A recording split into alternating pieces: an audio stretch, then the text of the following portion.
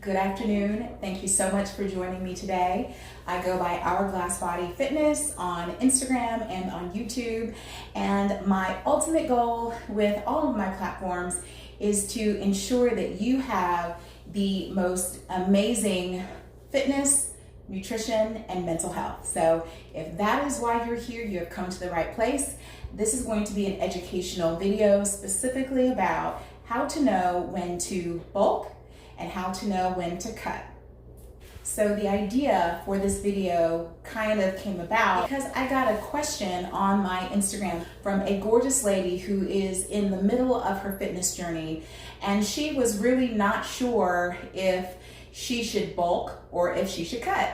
And so I asked her some very pointed questions, and the very first question I asked was, what is your body fat percentage? Because that essentially will determine whether you should do cutting or bulking. And why I say that is because when your body is in a certain metabolic state, for women that would be a fat percentage of anywhere between 20 to 24% fat, and in men that would be a body fat percentage anywhere between 9 to 13% body fat, you have a hormonal balance that is ideal for what's called lean bulking. And I am really an advocate for lean bulking because that is a type of bulking that really enables you to very specifically build your body up in such a way that you avoid gaining excess fat for no reason.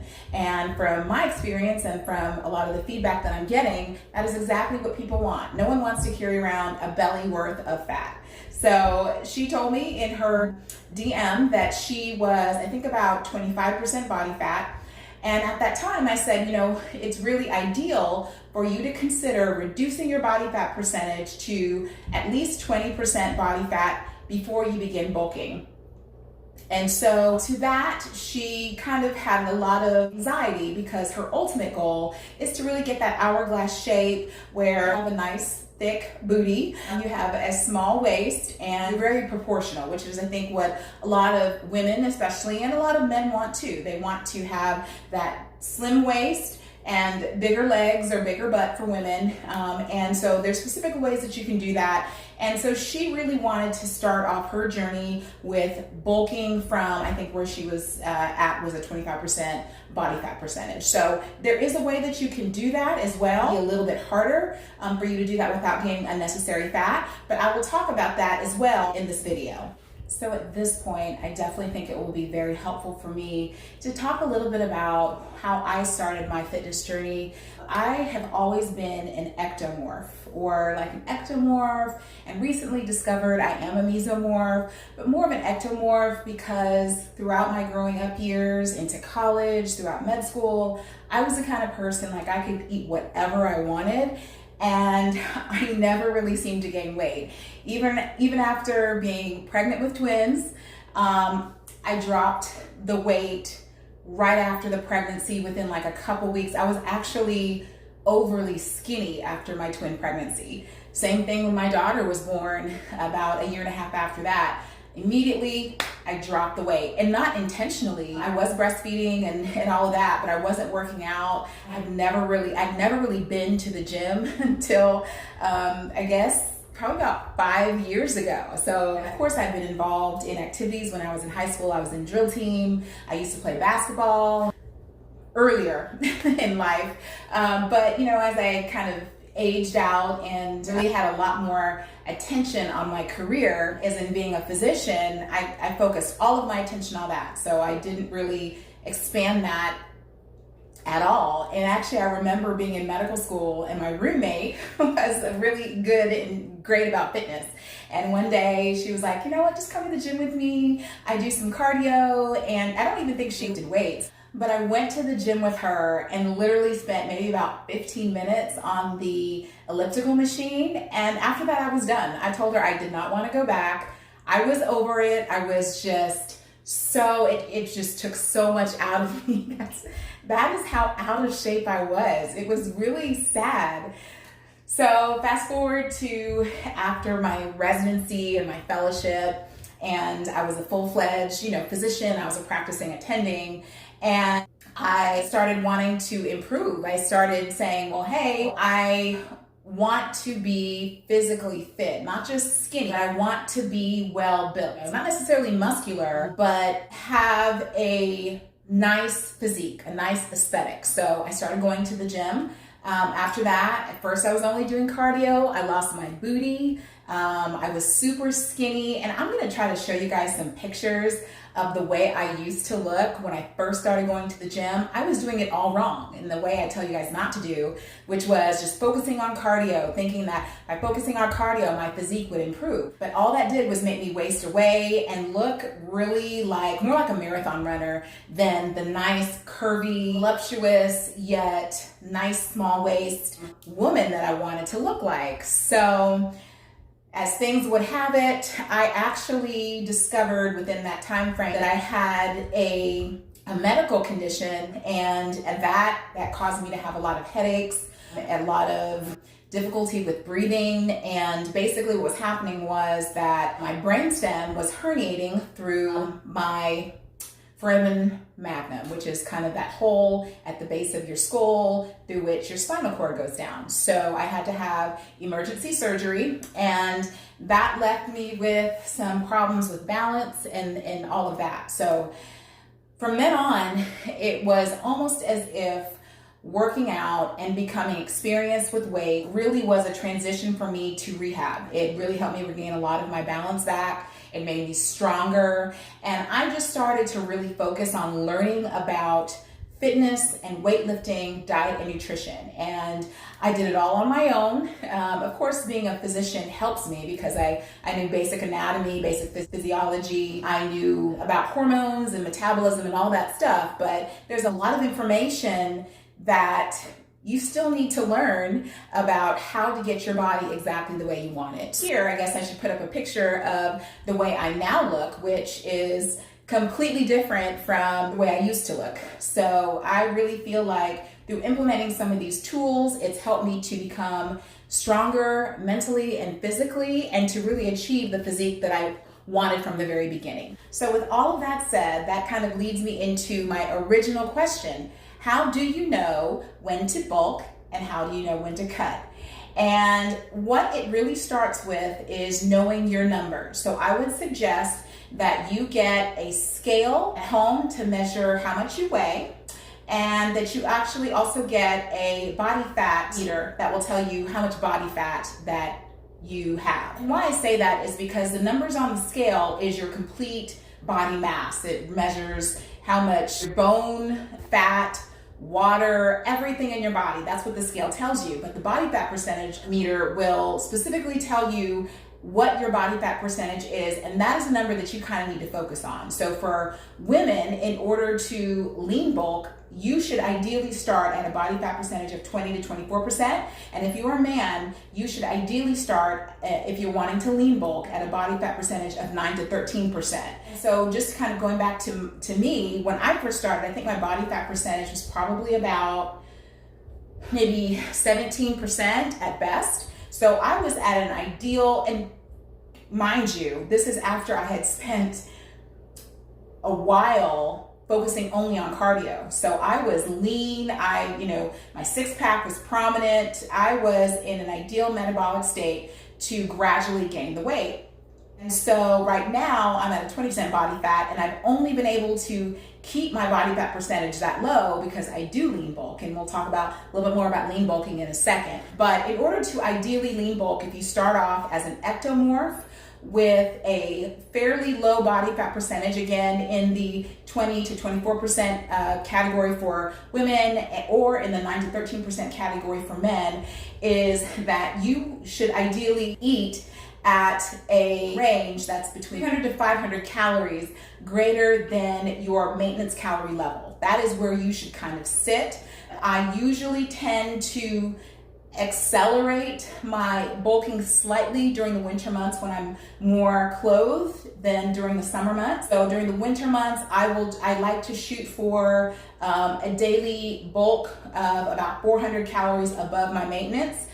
In the summer months, I will still bulk, but I'll do it more on an intermittent basis. So for instance, right now we are at the end of June. And so what I have been doing in addition to intermittent fasting and carb cycling is bulking on a 3-day cycle. So I do a heavy leg day, and on that heavy leg day, I'll increase my calorie intake quite high to about 500 to 700 calories above my maintenance.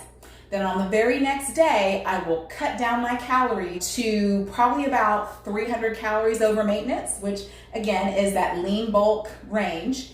It's still in that lean bulk range. And then the third day after I've done a heavy leg day, I will cut my calories to maintenance only. So that's another way that you can achieve an ongoing lean bulk during the summer months when it's more aesthetically pleasing to make sure your six-pack is intact. But during the winter, if you're not really concerned about your six-pack being as prominent, then you can do a daily bulk of 400 calories a day over your maintenance calories. Or if you want to just continue the same summer schedule during the winter, that's fine too. You just need to know, this is a very important fact that I'm about to say right now.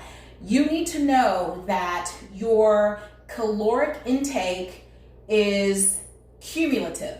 So by saying that your caloric intake is cumulative, I'm basically saying that if you add up the value of what about 400 calories above your maintenance calorie goal is, and divide it in any specific kind of way that you would like, in a 3-day cycle or on a daily basis, like 400 calories a day over your maintenance, or in any number of ways, as long as you hit a certain caloric goal over a week's period of time, that is actually what you're looking for. So that is something that's a little gem, a little tool that will help you manipulate your body, manipulate your caloric intake so that it is ideal for you and what you're trying to achieve. So ideally, you should probably measure your body fat percentage about every week or so. I personally measure also my overall weight probably every other day, just so I can keep track, because again, my ultimate goal at this point is to probably gain about 10 more pounds. And so I kind of track how quickly I'm gaining weight overall, and I also track my fat percentage. That's kind of how I like to do it. You can do it any way you want. If you feel like tracking things frequently gives you some body dysmorphism or makes you engage in eating disordered behaviors, then you shouldn't. Then you should do it at kind of longer intervals. As long as you get the gist of the progression of where you're going with your fat content and your weight, you should be fine. So it can be at whatever frequency of measurement that you want to make it. Of course, do not forget, in any real fitness plan, you have to coincide an appropriate diet with the appropriate exercise. And so in this particular case, again, starting from an ectomorph position where you are at about a 20 to 24% body fat, what you really want to focus on is compound movement, progressive overload of your weight, making sure that you're not overemphasizing cardio. And if and when you do cardio, which I still do cardio probably about 2 to 3 times a week for about 15 minutes, it is consistently HIIT cardio or high intensity interval training cardio, which a lot of studies have shown, I don't think it's debatable at this point, that is the type of cardio that has the most effect over body fat loss over time. So we are targeting body fat, we're trying to contain and keep our muscles, and the best way to do that is by incorporating HIIT training, especially for an ectomorph, 2 to 3 times a week. So if you are not an ectomorph and you are not starting off at a body fat percentage between 20 to 24% if you're female, and 9 to 13% if you're male, or you have more of an endomorph body type, my recommendation is that you start off by losing fat. We want to get your hormonal balance to a point where it can more readily engage in the process of slow bulking without carrying along with it all this excess fat that you don't want and that you're going to have to lose anyway. So what I would recommend if you're at a high body fat percentage is that you lose the body fat first through, like I said, HIIT, cardio, through emphasis of compound lifts, through emphasis of increasing your metabolic expenditure by increasing your muscle mass which at the end of the day, if you have more muscle mass, your metabolism will increase, and so you will really be at a more optimal position to eventually be able to start bulking. But what you need to do first is cut. So if you are an endomorph, or if your body fat percentage for some reason is anywhere above 25% for a female or anywhere above 19% for a man,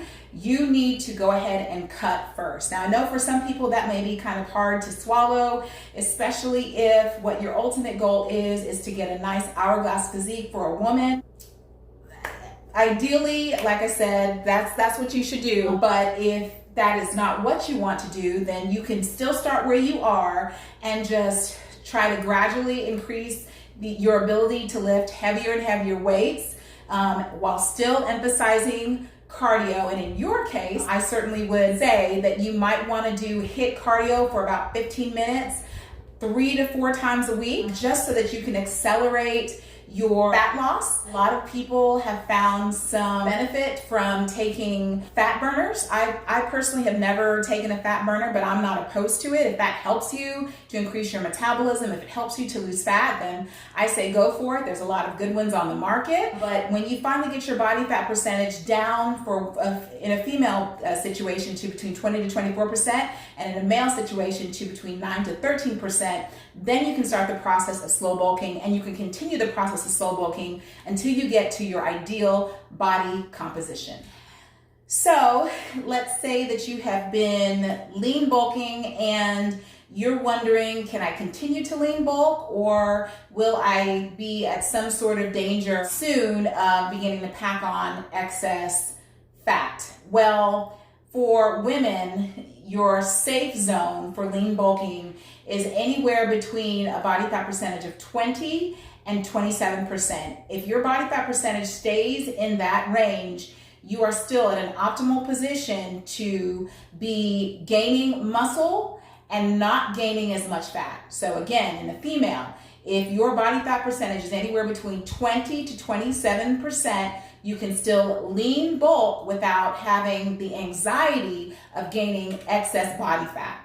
In a male, if your body fat percentage is anywhere between 9 and 17 or 19%, then you are also at an optimal position to gain muscle over fat. So these are things that you just keep in mind. And again, that's exactly why I emphasize knowing what you want your body to look like, feeling how your body feels in certain clothes, and emphasizing the readings that you're getting from your body fat composition meter. That will give you the best idea of how to track your progress over time. So guys, hopefully that was helpful. I try to condense a lot of information into a very short period of time. My ultimate goal is that you are at your very best, that you are happy and comfortable in your body, that you feel mentally and physically at your prime. So if this little video has helped you accomplish that, then I have succeeded. You guys have a great day.